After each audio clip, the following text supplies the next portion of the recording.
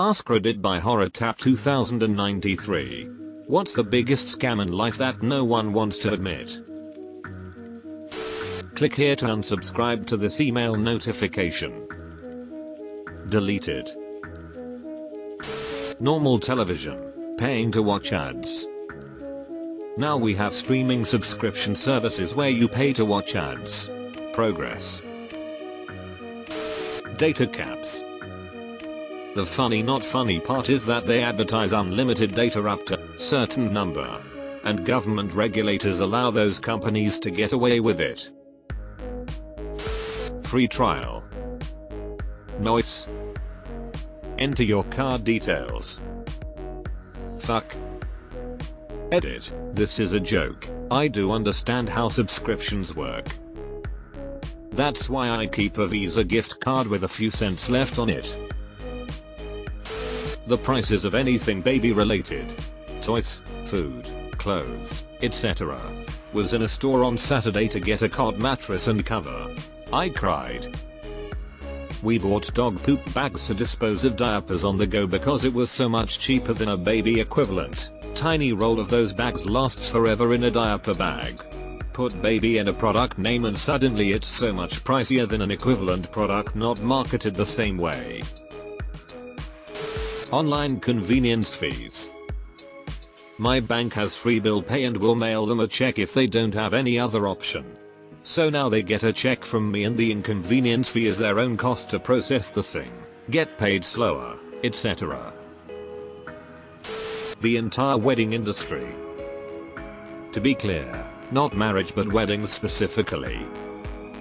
I'm happily married to my wife and we were content to do something special, just the two of us. Maybe spend a couple of grand and treat ourselves a little bit to something amazing. Cue the families getting involved and before you know it we're spending closer to 20 grand on one day and feeding a bunch of people I'd not heard of before or since the wedding. 100% agree. There were 3 people at my wedding, which was held in a small bar before it opened. We were interested in having a marriage, not a wedding. Spent our money on a vacation. Still going strong 16 years later. Fashion trends, and the incredible amount of waste it creates. If everyone learned how to mend alter garments in school, and value was placed on investing in a few quality made items instead of a closet full of disposable fast fashion, there would be way less clothing in landfills and way less demand for chemical laden garments to be cranked out in sweatshops. Our relationship to clothing is so warped. Buying secondhand is a great way to wiggle out of the grip of the fashion industry if it's available to you. Claw machines in arcades. Specifically, they're programmed to pay out after X number of dollars. Claw games with cheap stuff like stuffed animals will pay out relatively frequently. Things like the stacker game or the keyhole game with big ticket things are programmed to pay out at a much lower rate. The easy to join, difficult to cancel subscription model. The Wall Street Journal makes you telephone them to cancel your online subscription. They have the technology to accept subscriptions online, but not to cancel them online. One beer that costs $14 at a bowl game and it's just totally basic like Miller Lite. GTFO here. That the fashion industry is anything other than planned obsolescence, designed simply to get people to spend money for no reason. Jokes on them. I kept my clothes so long that they're starting to be back in fashion again. Got 'em. That large global companies actually care about you. In these unprecedented times. Ticketmaster. Tip from inside the industry: TM has a deal with Groupon that makes selling tickets there super easy. Always check Groupon for the show before buying through Ticketmaster. Reddit awards. This person said something real cool. I'm gonna pay this company to give them nothing. Buying a star and naming it. A waste of your cash and time. The only organization that can name a star is International Astronomical Union. Besides, you can do it for yourself for free in your backyard. No one's gonna know if you renamed Beetlejuice Marty, that's between you two.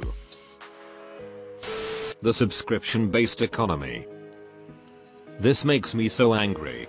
Why does everything have to be a subscription now? I mean, I know why, but I still hate it. Paying exorbitant amounts of money for health insurance, and still having to pay boatloads of cash for any doctor hospital visits.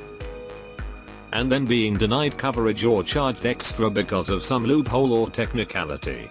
Oh yes, that hospital takes your insurance, but the visiting physician that day is with an organization that's out of network. So, fucking hell, how are we supposed to know that? Edit. Obligatory RIP my inbox. The number of upvotes and shared stories this comment has received is a testament to the fact that these aren't isolated incidents, and so many Americans have struggled with this bait and switch insurance BS. Some of you are saying that they now have to inform you in these circumstances. This is great news, assuming they're actually doing due diligence to make sure it's really happening. I just have a gut feeling that the same people who would play this type of greedy, malicious game in the first place might be the same people who might not inform you and bank on you not knowing any better. Edit 2. Oh, look at that 10-year cake day. $18 salad lol.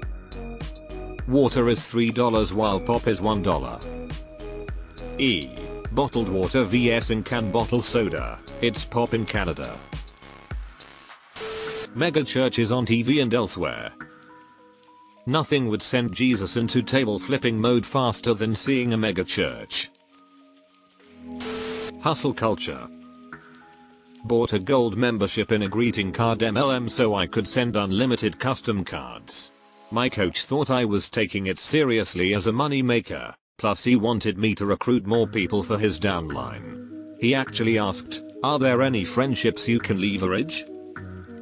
Yeah, that made my skin crawl. That saving the earth is in the hands of consumers and not big companies. How the fuck does health insurance not cover dental and vision? What kind of shenanigans is that? Didn't you hear? Teeth are your luxury bones. Penis enlargement pills gotta be up there too. No one wants to admit they got them. So when they don't work, it's not like they're posting reviews or telling their friends they don't work. Did they work? Asking for a friend. The cost of education. Deleted. Deleted. A lot of us have been convinced that we are selling our labor to companies at the correct price. In reality, we are selling it too cheaply. Gestures broadly. This pretty much covers it. Society is just one big Ponzi scheme and the seams are starting to show. Us private health insurance. Cutting out the middleman would save everyone money. It blows my mind we haven't changed anything. We haven't changed anything because the insurance companies flow so much money to Washington that they all turn a blind eye to what a freaking shit show it is. The fact that airlines have X amount of seats per flight, but almost always sell X plus 10 seats and then refund you about 80% of your ticket cost. Do that to the 10 people and suddenly you have about 2 tickets worth of profit seemingly out of nowhere, and everyone still has a flight. Just an unbelievably immoral way to gain a few bucks, but everyone just goes with it since the airplanes aren't exactly a train that comes every 10 minutes. If you do not voluntarily give up your seat, you are entitled to overbooking protections in the US. See here.